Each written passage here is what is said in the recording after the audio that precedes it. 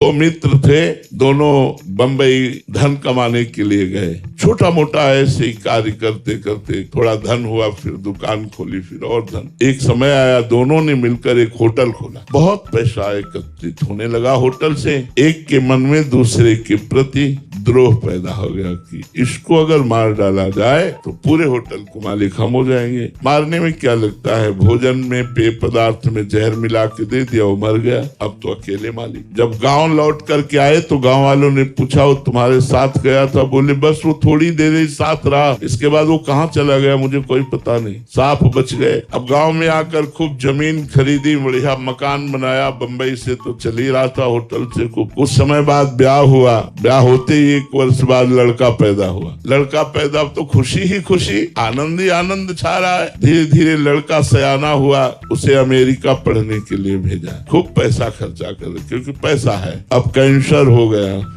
लड़के को। अब ऐसी उल्टा चक्र चला कर्म का। फिर पैसा खर्चा होना शुरू हुआ। धीरे धीरे जमीन बिकी, होटल बिका, सब बिका, कर्जा हो गया।